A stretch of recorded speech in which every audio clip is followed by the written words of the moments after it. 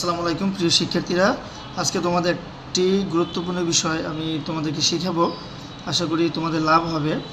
বিষয়টা হচ্ছে আমরা অনেকেই সামটাইম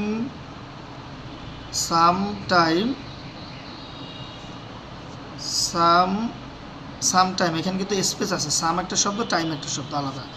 আরেকটা হচ্ছে সামটাইম একত্রে, আরেকটা হচ্ছে সামটাইমস। এই তিনটের মধ্যে অর্থগত দিক থেকে পার্থক্য আছে, কিন্তু আমরা অনেক সময় সেন্টেন্স ব্যবহার করতে গিয়ে, সেন্টেন্স তৈরি করতে গিয়ে আমরা বিপাকে পড়ি। সেই বিপাক থেকে আজকে আমরা পরিত্রাণ পাবো আশা করি। আমি প্রথম দেখাচ্ছি, যেমন সামটাইম শব্দের অর্থ হচ্ছে কিছু সময়। আর সামটাইম যদি একত্রে থাকে তাহলে এটার অর্থ হয় কোনো এক সময়। আর সামটাইমস থাকলে তার অর্থ হবে মাঝে মাঝে। এখন আমি একটু এক্সাম্পল দিয়ে দেখিয়ে দিচ্ছি। যেমন হি হ্যাজ লিভড, সে বাস করিয়াছে, in America for some time. তাহলে অর্থ কি দাঁড়ায়?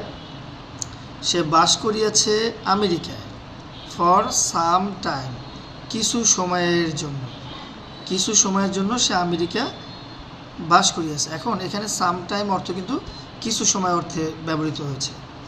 যদি আমরা সাম টাইমসটা দেখি, হি sometimes comes here. এখানে অর্থ দাঁড়াবে সে মাঝে মাঝে এখানে আসে। এই সামটাইমস অর্থ এখানে হবে মাঝে মাঝে। আর এই সামটাইম অর্থ আমি বলেছিলাম যে কিছু সময়ের জন্য। এখন যদি আমরা সাম টাইম দুইটা যদি একত্রে থাকে, সাম আর টাইম যদি একত্রে থাকে, তখন হবে কি? তখন হবে যেমন আই উইল মিট হিম, আমি তার সাথে সাক্ষাৎ করব